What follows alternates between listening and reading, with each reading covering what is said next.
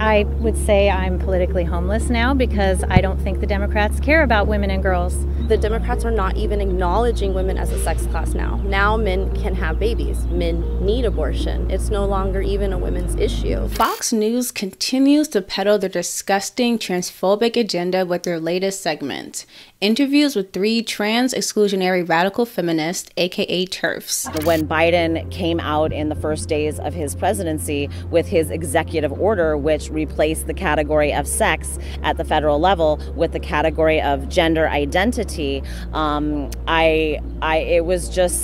was a slap in the face, and from that moment I really haven't known how to categorize myself politically. I always voted as a liberal, so from 18 to like 39, 38, I registered Republican in 2020 after 2 politicians actually told me they did not want my vote because of my stance on the rights for women and girls. These 3 women just claimed they essentially walked away from the Democratic Party because they don't agree that 0.6% of the US population deserves rights and humanity.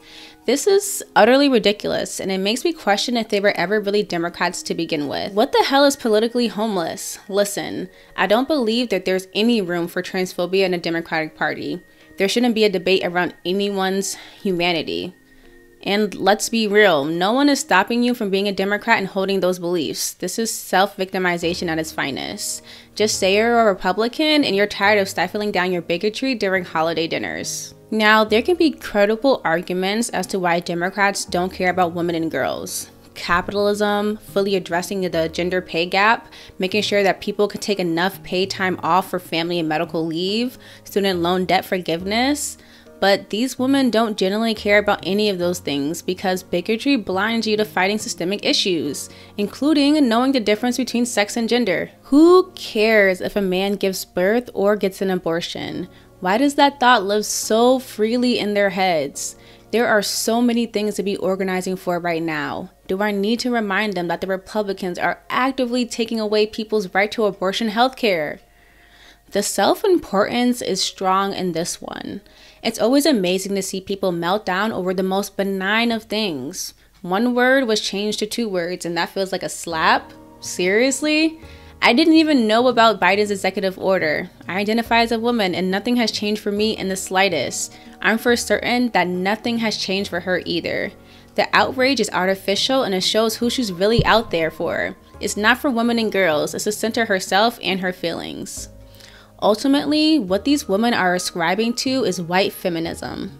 Author Koa Beck defines it as taking up the politics of power without questioning them by replicating patterns of white supremacy, capitalist greed, corporate ascension, inhumane labor practices, and exploitation that is seductive as it positions the singular you as the agent of change, making your individual needs the touchpoint for all revolutionary disruption.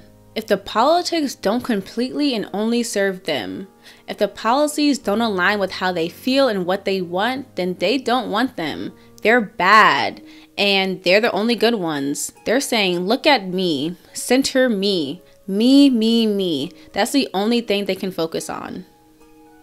This part kills me because she could be focusing on improving the conditions of these facilities, improving the resources and funding given to them, ensuring that the needs and the feelings of women in those institutions are prioritized. And even if she was doing the work, it's all overshadowed by her complete lack of humanity for the people who want to be and should be protected by the law. I'll close with the words of the Combahee River Collective, a contemporary Black feminist organization whose work helped redefine feminism as more intersectional.